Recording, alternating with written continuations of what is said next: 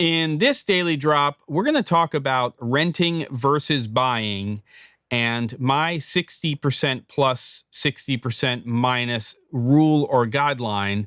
So let's go. This is a subject that I think a lot of us need to be thinking about. And I'm going to give you my current viewpoints on the differences between buying versus renting gear, or when you should be thinking of one or the other. And I want to preface this by saying that I have gear lust. I want new kit all of the time. I think I have to have it. A new piece of equipment comes out, and I think, that would be perfect for my productions and what I do. And I have to say that over the years, the 20 plus years I've been doing this, that very oftentimes I make that wrong decision. And there's a lot of stuff in and around me that I have that I probably shouldn't have bought.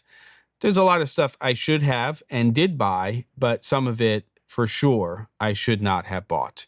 So let's talk a little bit about this, because while we always want new gear because there's that one or two or three new features that are going to be critical and make us better filmmakers or better at production, the reality is most of the stuff that we have is going to get the job done really, really well.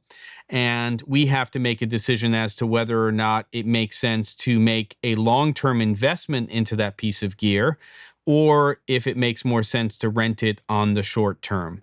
And for me, it really comes down to a couple of things. The first one is, how fast can you make money back on that if you're sub-renting or you're renting that out as part of the projects you're doing?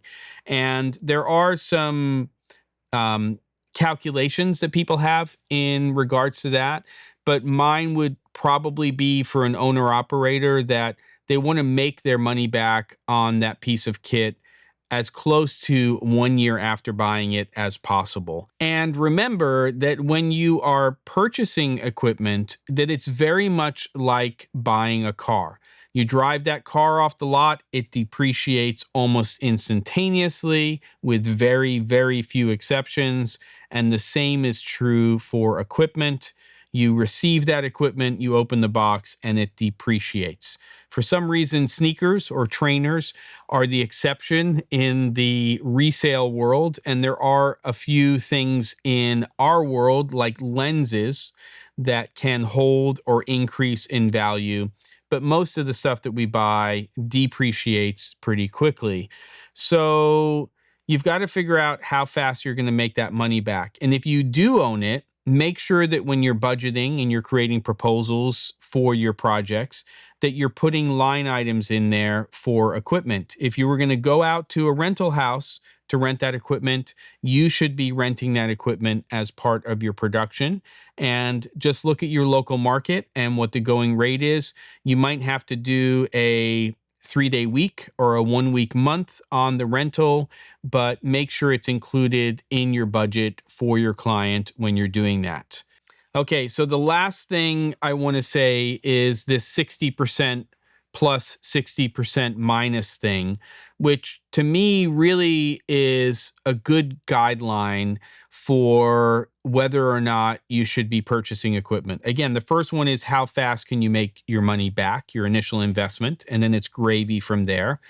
But the second one is how often, especially if you're not renting it out, how often are you using that equipment?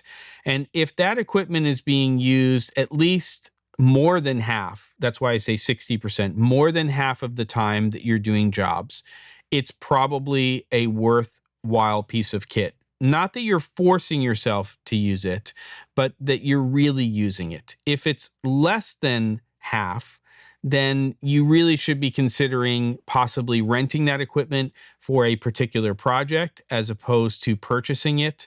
So it's that 60% plus, probably should buy it. 60% minus, probably should be renting it for a project, because the chances are you may never use it again, or you're only going to use it very occasionally. So you go to a place like lensrentals.com, you rent it for the short term, you build that into the price of your project, and Bob's your uncle. There you go. That's some advice. We'll have something more practical for tomorrow. don't forget to, and I'll see you on the next episode of The Daily Drop.